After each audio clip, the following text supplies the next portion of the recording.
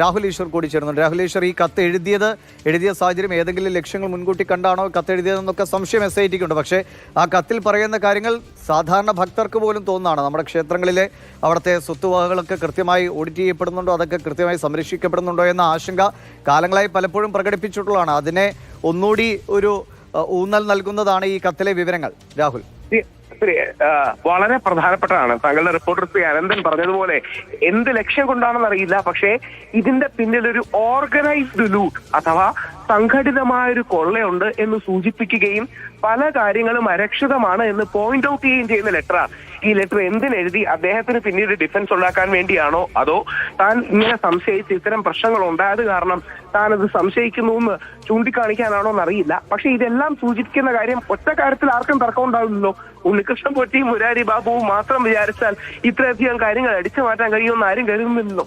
അപ്പൊ ഉണ്ണികൃഷ്ണൻ പോറ്റിയും മുരാരി ബാബുവിലേക്കും അല്ലെങ്കിൽ ഒന്നോ രണ്ടോ ചെറിയ മീനുകളിലേക്കും മാത്രം നീങ്ങുന്ന രീതിയിൽ പോരാ അന്വേഷണമെന്നും വ്യാപകവും വിശദവും ആഴത്തിലേറെ പോണമെന്നും ഒരു പോളിസി ഡിസിഷന്റെ കൂടെ ഭാഗമായിട്ടാണ് യഥാർത്ഥത്തിൽ ഈ കൊള്ള നടന്നത് എന്ന തിരിച്ചറിവ് സാധാരണക്കാർക്ക്, പ്രത്യേകിച്ച് CPM-ൽ അടക്കമുള്ള ആൾക്കാർക്ക് ഈ വിഷയത്തിൽ ഉണ്ടാകണം.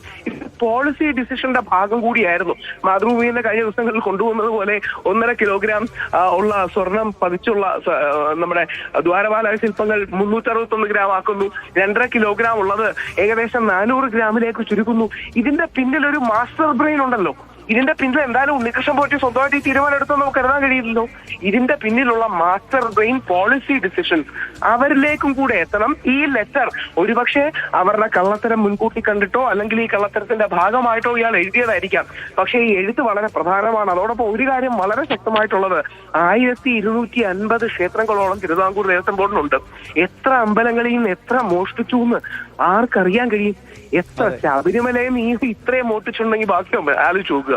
ഇത്തരം മാധ്യമ ശ്രദ്ധയുള്ള ഹൈക്കോടതിയുടെ നേരിട്ട് നിരീക്ഷണമുള്ള ലക്ഷക്കണക്കിന് കോടിക്കണക്കിന് ഭക്തർ വരുന്ന ശബരിമല അയ്യപ്പന്റെ മുമ്പിലിരിക്കുന്ന ദ്വാരപാലക ശില്പങ്ങളിലെ സ്വർണ്ണമടക്കം അടിച്ചു മാറ്റിയെങ്കിൽ കുറച്ചുകൂടെ ലെസർ ടെമ്പിൾസ് അല്ലെങ്കിൽ മറ്റേ മൈനർ കാറ്റഗറി അടക്കമുള്ള ഒരുപാട് ടെമ്പിൾസ് ഉണ്ടല്ലോ, അവരിൽ നിന്നൊക്കെ എത്രമാത്രം ലൂട്ട് നടന്നു കാണും. അതുകൊണ്ട് മാധ്യമങ്ങൾ ഇനി ഇത് പെർസ്യൂ ചെയ്യണം. അതിശക്തമായ നടപടികൾ ഉണ്ടാകണം. ഈ സ്വർണ്ണക്കൊള്ളക്കാരെ പിടിക്കണം. ഇതൊരു മാഫിയായിട്ട് പ്രവർത്തിക്കുന്നതാണ്. എന്നേക്കുമായിട്ട് ഇവരെ പിടിക്കുകയും തുറങ്കലിലടയ്ക്കുകയും ചെയ്യാം. വളരെ നന്ദി രാഹുൽ ഈശ്വർ പ്രതികരണം അറിയിച്ചു.